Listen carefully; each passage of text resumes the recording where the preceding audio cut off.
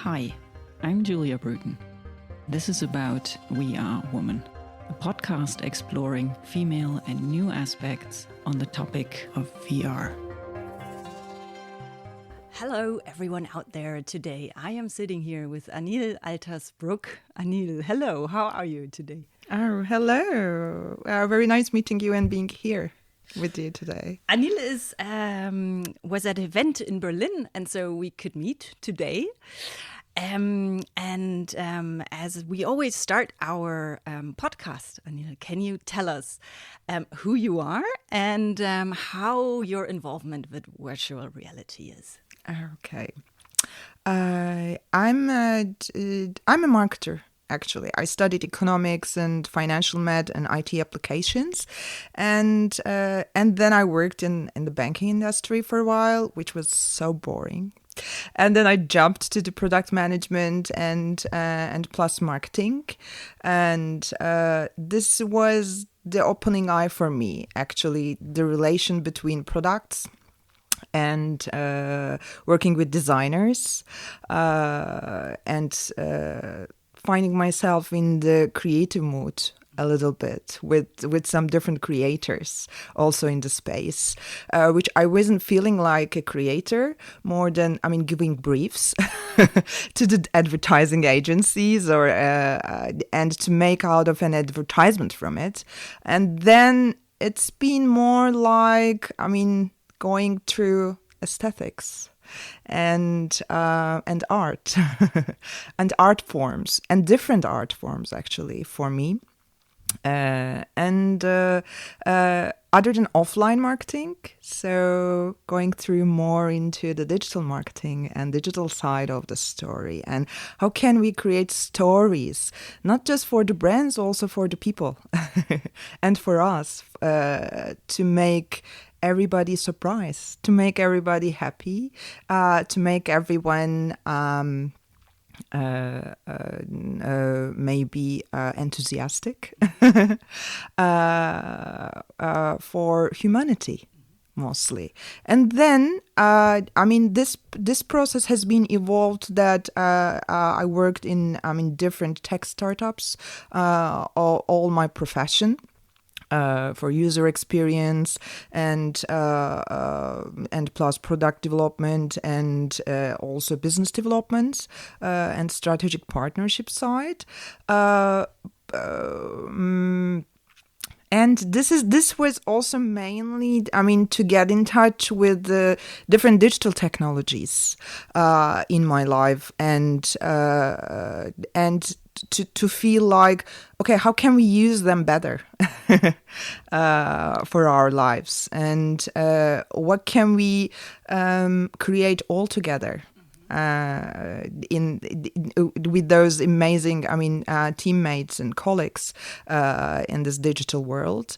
And it was mainly, I've been working with different cities in those years. In San Francisco, also somewhere in Europe, in Istanbul. And then I fell in love. And then I moved to Germany. And here, with my partner and also with my brother, we opened up a Web2 marketing agency.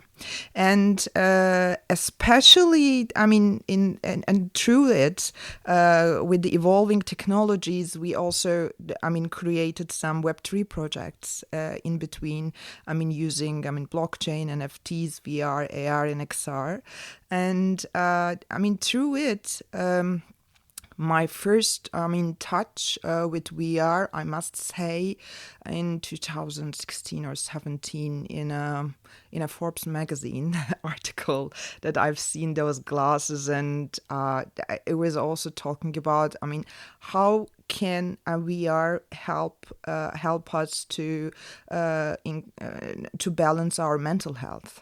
So this was an eye-opening moment for me for VR, that oh my God, because I'm also meditator, and I love meditation and breathwork studies, and I thought to myself, maybe this is the thing, because I love to close my eyes, also to open my eyes from time to time. But when I close my eyes, so it's like amazing creative moment for me anytime, like dreaming, and I can be wherever I want, actually. So I feel it in my body and in my spirit that I can travel all over. And with VR, we can do it in a different way. So I don't have to close my eyes for that. So I need to open my eyes and, okay, using a gadget, maybe. But it's been very fascinating. Very fascinating. And I love technology. I mean, it's been like that for years for me. I mean, since my childhood. And I like to experience and explore with the technologies. I'm not afraid. I'm just curious. And I'd love to actually connect the data with the human stories. Mostly. So maybe that's why, that's one of the reasons that I loved, VR and immersive technologies in that sense. You also talked about the fact that you realized that art was an important factor in your life also, and to have it being part of your professional life. What is your definition of art? Oh, there was my question. Actually, it's in the panel that I've been moderating in the Art and Tech panel while I was in Berlin at the Next Block Expo conference yesterday.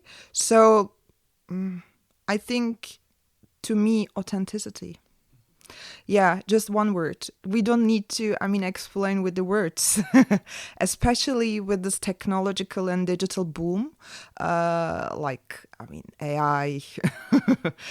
generated technologies that you can create something very similar or like copy paste, compared to many things. And I think art, especially in the digital age, should be authentic. Okay, we just leave it at that one. I like that.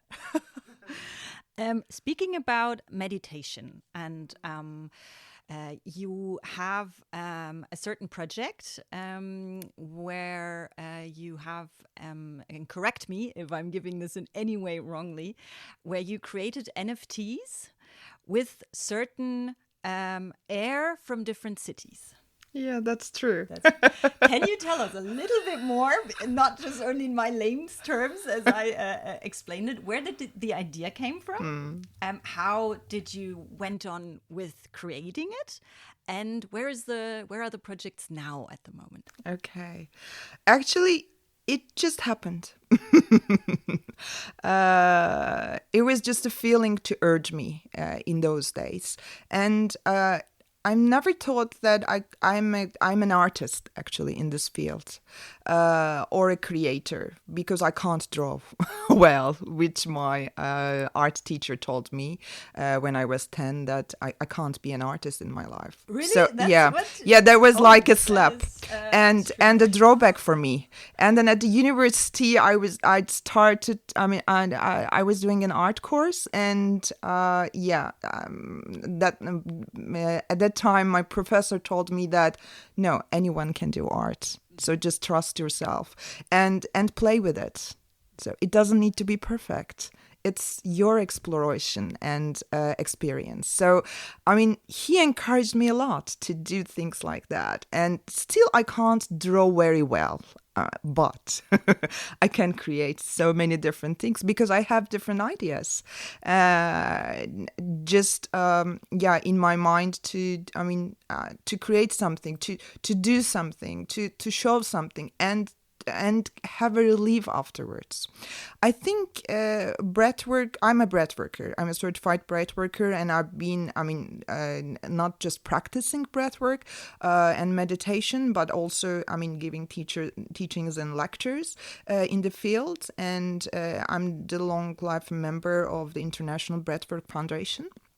And my breathwork story started that while I was working in a marketing agency and dealing with the digital projects for 18 hours a week, a day nearly, no sleep, and always in front of the computer. So I felt like I can't breathe anymore. And I went to some doctors, and I was searching what's going on with me. And in those days, I wasn't feeling very balanced. And normally, I'm not an aggressive person. But I was just, making some shots in the middle of the meetings and, saying the things that I have never said before. And at the time, I told myself, okay, what's going on with me? I have no idea. And actually, I found myself in a meditation session in an evening, and it was my first experience. And the meditation teacher, just asked actually how many thoughts that we've been really counting in our minds when we were meditating in a minute's time. And I counted like 40. And at the time she said, okay, you should be practicing more than the other people. And you should start with breathing, actually, and breathing exercises. That's how I found my path, actually, while I'm working in this digital world as a professional. And in those years, like 15 years ago, there was not much to search also in the field, so breathwork and those breathing things really made me feel much comfortable in life. So it was my thing. I felt like I found my new friend in my pocket, and wherever I go, it's just with me. So in the pandemic time, especially, I was planning to go to Brussels to see my brother, and he's also my partner. And the third lockdown happened. So I really felt like I'm breathless again, which I am a breath worker and I'm teaching about this thing. So I felt like, okay, what should we do? And we turned on our computers. We have seen each other, and that Breathe With Me NFT project has just came up. We've been talking, and we've been thinking, and we've been really exploring in the space, also with the blockchain technologies. So NFTs, finding the medium of the NFTs just made us very relieved. And Breathe With Me NFT is a digital collection that for 25 cities of the air cans, canned airs. It's the first digital actually collectibles in this sense. And we ask people, like around 1,000 people, and we made a research about it afterwards, after creating the idea, and asked them, if you have money and time that you can travel right now, where would you like to go? Because we were all stuck in our homes at that time. And most of the people said, they would prefer to go to the places that they have ever been before, or to their home, to see their family, to meet with their, beloved ones. So we chose also the not just the cities, also the locations. So we asked them. And in that air can, so we used some percentages, also the color of the cities. And we made that air can a little bit move and feel the breath actually, with the music and the sounds of those cities all over, and the whole project is just made up like very smoothly in that sense. And when it's finished, after, I mean, like a month later, I've just felt that I can breathe again. Yeah, I really can breathe again. And it was a pouring creation process. And we were really in the flow while we were doing it. And many meditations and sessions with me and breathwork techniques that I've used in that sense. And that project has been evolved. I wasn't expecting kind of success at the end, because it's like the creator's stuff. You don't know how it's going to reflect in other people's minds, but everyone loved it. And then that collection, Breathe With Me, is also the name of my book, actually. That's when I was pregnant to my son, it was kind of a calling to me, and then it also happened, like a book. So the story of my story, actually, my connection with technology, with my profession, and also with my private life. So it was also something. So it was kind of an evaluating the subject and the content and what I'm living, mostly to make it more visible for some other people, maybe in a different way, in a different form and format. And it was kind of there. It was also kind of humor that you can't feel the air of Frankfurt or Mainz or Berlin or Brussels or Tokyo, or the places, the locations like Moulin Rouge or Times Square.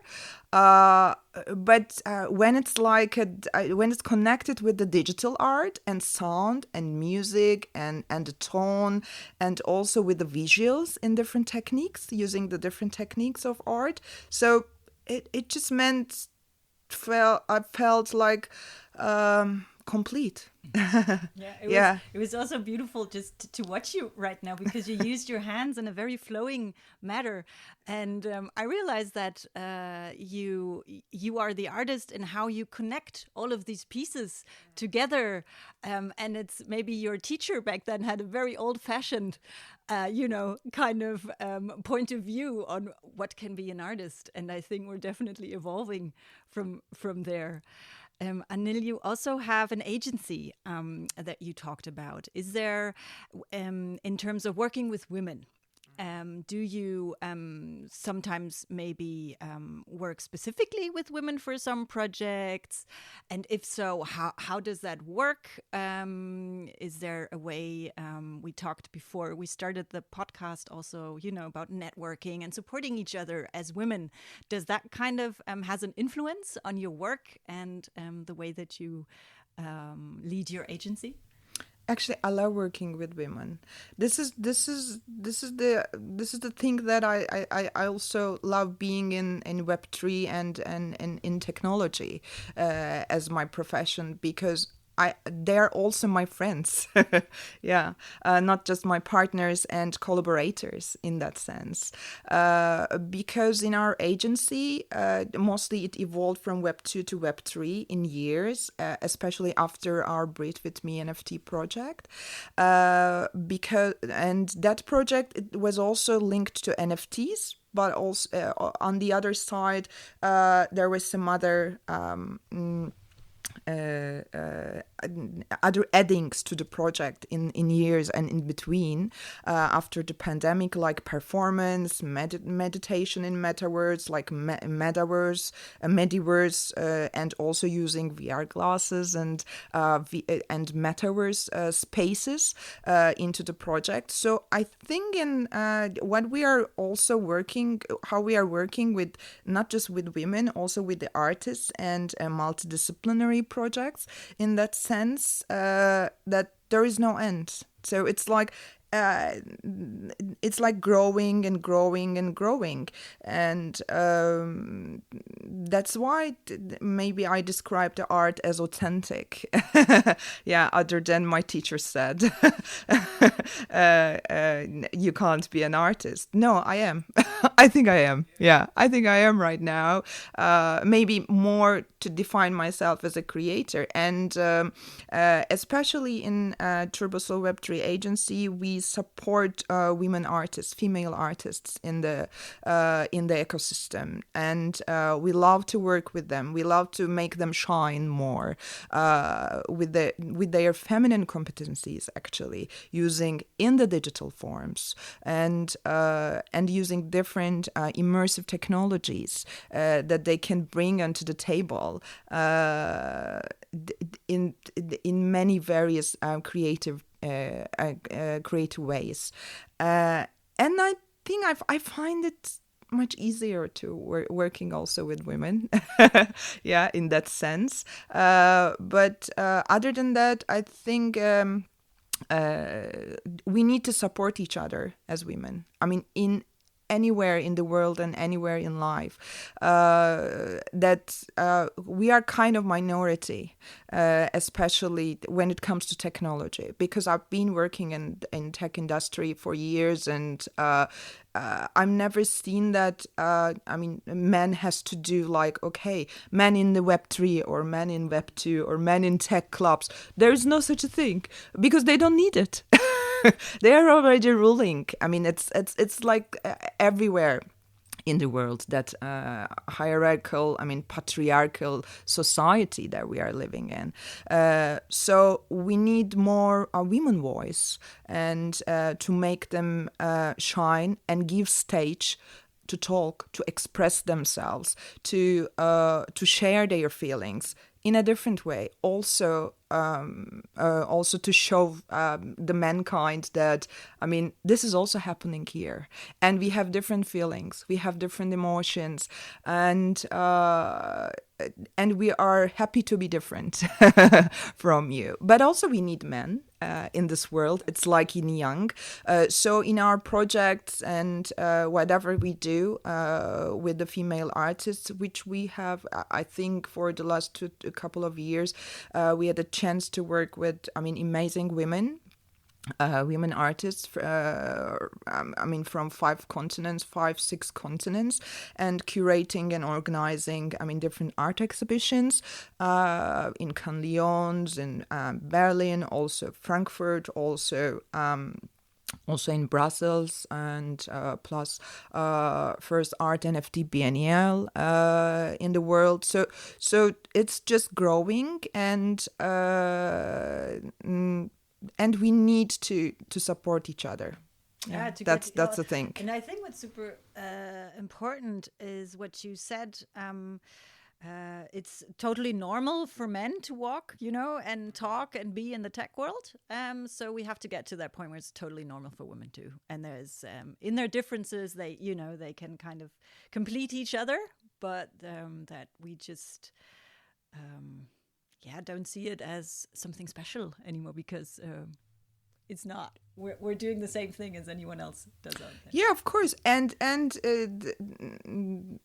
while we were talking just before this podcast recording, and especially onboarding women for the technological, I mean, gadgets and new technologies, not easy sometimes. That's why we don't see so many, I mean, developers or project managers or even digital artists in that sense, because we are afraid to sometimes to break it. So, but sometimes we need to break it. Yeah, even if it's a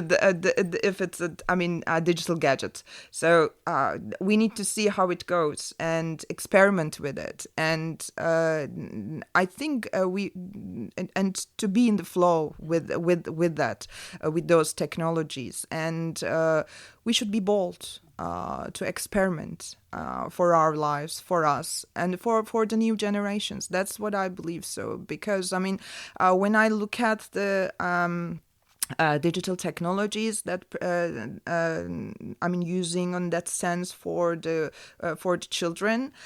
I don't see that much female competencies in it, like ethics that we are missing most of the time, and diversity also. And plus, when we talk about VR, which I love it, and still it's growing, the technology and with the gadgets, and but when they created especially the first VR glasses, they never thought of the women at all. Now, at the moment, they are doing some researches with the women, how it really works on them. I mean, is it heavy or light? Some women were actually complaining about, those wear glasses just taking out their makeup at all. So they don't like it in that way. So we want to be asked, really. And if they don't ask us, so we need to raise our voice for the technology. Yeah. I absolutely agree on that one. There is a part of digital mindfulness that you very much stand behind, and also very actively use in your life. What is digital mindfulness to you? Yeah, I'm kind of the ambassadors. I can say that for this content, because I lived it in deeply, and I lost myself in this. Digital bubble, and felt like sick in a sense. In a way, and then I found myself again with the digital mindfulness. That's what I like it a lot, because because the two words, and digital and mindfulness, doesn't work well for some people. How can it happen? This is something that I explained in my book, and Breathe With Me. We need to be mindful, actually, whatever we do in life, which is not easy, because technology is very fast and life is very fast in those days, and we should have some moments for us to regarding the technology, to get it away from us, and feel like, okay, what I'm really doing, what I'm going to do with this.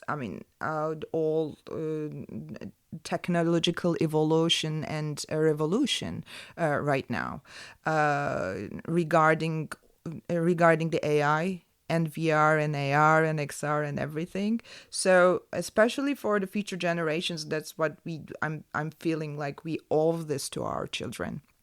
To those concepts and digital mindfulness. Otherwise, we will lose something from our DNA. Also in our bodies, as well as in our minds, and in our spirits too. For the digital mindfulness, I think we need to connect to each other and to ourselves, in between that, how we connect with the digital world and digital gadgets. The project that Breathe With Me NFT collection, and plus connected with the metaverse and Mediverse, and in that sense, I was really questioning in an art form that what is the mantraverse? What is your inner voice, and coming from you, and also from a VR glasses, and experiencing it and in the metaverse space, that's like a mantraverse. So what is the best for you? What is So I think we should do the digital mindfulness in that sense, using in different forms and formats and gadgets. And it doesn't need to be just, closing your eyes and being yourself for a while, or just just have a couple of mindful breaths. No, just let's make it cross with the technology also, and feel it in a different form, in a different way, how you can feel it and how it can be also express you, how it can express you